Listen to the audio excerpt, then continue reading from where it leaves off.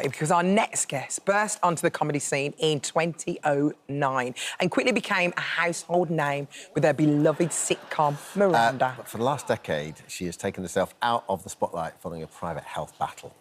But it's not all doom and gloom, no, it's not. As the star announced, she's recently married the love of her life at the age of 51. And newlywed is with us now. Congratulations! Oh, congratulations. So happy for you. I can do all that. You put a ring on it? Yeah. No, you can't do that now because you're not single.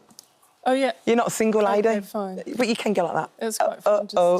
No one really cares, but you just go... You care. Congratulations. Oh, look at you holding my book up. Look at Thanks. it. Yeah. That's the money shot. It's like jazz hand moment with it, isn't it? I like that. Thanks. How did it feel when you actually saw it for the first time? It was like, oh, my gosh. Quite emotional, actually. Really? Well, just because the story is, you know, a decade of not all fun.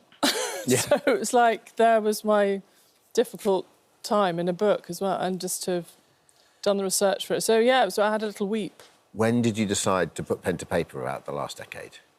Well, I started researching for myself to start with when I didn't get a diagnosis and felt rubbish and couldn't work anymore.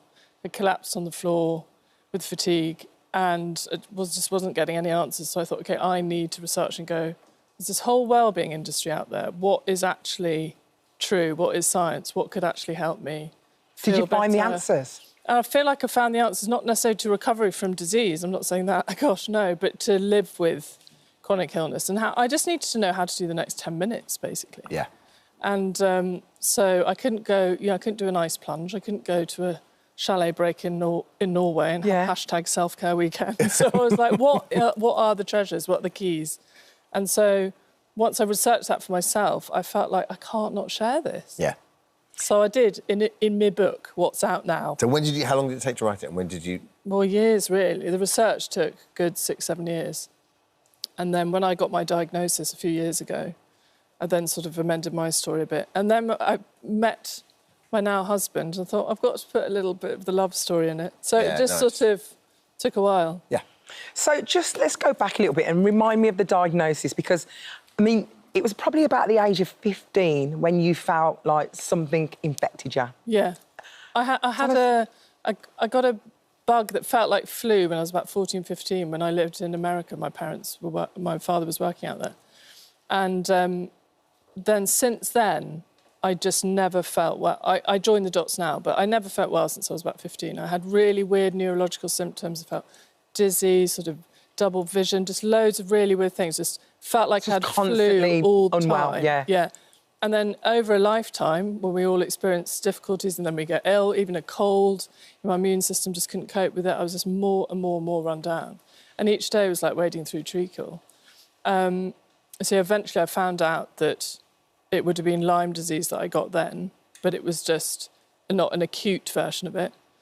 And so it was reactivated constantly in the body. Any other virus I got just accumulated. My immune system was disordered. So you then end up with a kind of ME picture, a fatigue-based condition. Which is hard enough when you are just on a day-to-day basis. But when suddenly you write the sitcom and you hit gold and you're working every day, the God sends, that must have been so debilitating because like you've got to get out of bed every day and do it, right? And then it's not just filming it, you've got to write it, then they've got a pressure to programming it, and then all the other opportunities come when it's a success.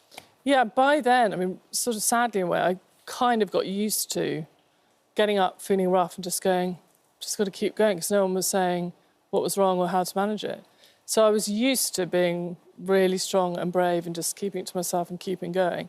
But the sadness for me was I looking back, I didn't really enjoy it. Yeah. Like I'd often be in rehearsals and I'd look at a glass of water and think, I can't find the energy to get my arm to lift. Oh, my gosh. That's what fatigue is like, which I share not for sort of self-pity or woe is me at all, but just for all the millions, sadly, living with fatigue-based conditions. Because we all get tired, right? So when you say fatigue, you think, no, it's literally I don't know how to move. So I feel sad I couldn't really enjoy it. But I managed it all right. Did you talk about it to anybody? Not did your really. friends and family know? No, because when you're sort of just keeping on, which I think so many of us do with long-term conditions, whether that's a difficult relationship, whether it's whatever, you feel like you get into that, I suppose, quite English way of I mustn't keep complaining, Just or a fair you don't know isn't it? how to ask for help as well, because you don't know what you're asking for help for. Yeah.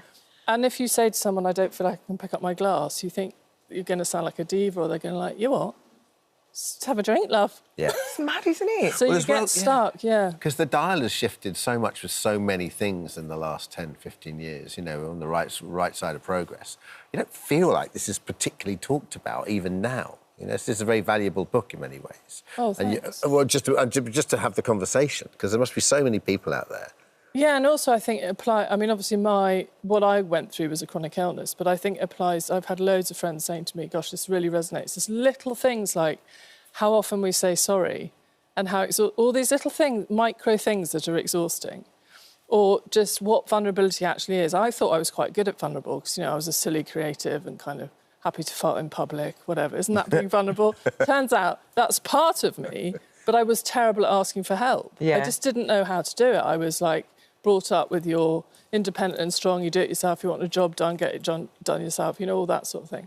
So learning to be really fragile and go, oh, that is part of what being a human is. Also, I still think we're not brilliant at that. No. Yeah. Also, And who, so that's who to really- ask as well, right? Who to ask, who's your trusted people, how many... I was then a terrible oversharer. I'd then tell everyone, go, no, that's not right. So it took a lot of... So that's sort of what the book is, was how to be more honestly myself. So I can be the comedian and the silly one and the oversharer and the windbreaker. Yeah. But now I can now I can also be vulnerable and honest and have a little weep and go, actually, do you know, I'm just a really highly sensitive person. I need this much sleep. I don't like socialising very often. This is me. Yeah. And it feels amazing. Yeah. Oh, I'm so happy for you, honestly. And the fact that you are so vulnerable in the book is going to help so many people. But that is thanks to Selena Gomez, isn't it, a little bit? The fact that she shared... Well, so it's mainly about me. It's her to thank, though, isn't it? Well, I went through a moment of going, I don't think I can put that, I just don't feel strong enough to be vulnerable to put that out there. Does anyone really want this? But is it going to help? I had a real wobble. Watched Selena's documentary, and she's been through so much, and obviously a fame at such a young age and all her health problems. And her documentary, I was just like, I was weeping going, I feel heard. So if one person can read it and go, I've felt fatigued since I was 15 too, then... And before you let you go, you're watching Strictly. How's she doing, Sarah? Oh, my God, I'm obsessed, my friend. I'm loving all the advice you're giving her. Yeah, I'm head choreographer. Vito has given in and realises that he needs to listen to me. course. So I'm head choreographer. You do a Monday morning routine. I'm also with not them. doing a book tour. I'm campaign trail. Come on, Hadders. Come on, Haddon. She actually gave you some advice for being on this morning. So here's Sarah with a little bit of advice. Here you go. Hi Miranda, we want to thank you so much for all your advice and all your tips. However, now you're on this morning, and we've just done it now, and I'm just going to give you this really heartfelt advice. Yeah. Just be yourself. Because you are amazing. Be yourself. Be yourself, and we love you. Be yourself. Be yourself, Very, Miranda. I mean, they ran that home, didn't they? I think they got stuck on be yourself. Yeah, well, that's what the book is. It's how to honestly be yourself. Well, there is the book. I haven't been entirely honest with you. But what I want to know is, what have you done today to make you feel proud? Loving your work. You wrote a book. Yeah, I done a book. It's quite a lot. and sat here and chatted to you, which is a great privilege. Thanks, Miranda. Now, you are staying for the phone-in, aren't you, Miranda? Well, I'm staying for anything you want. Thank you so much for visiting our This Morning YouTube channel. We upload new content every single day, so go ahead and hit that subscribe button, and we'll see you in the morning.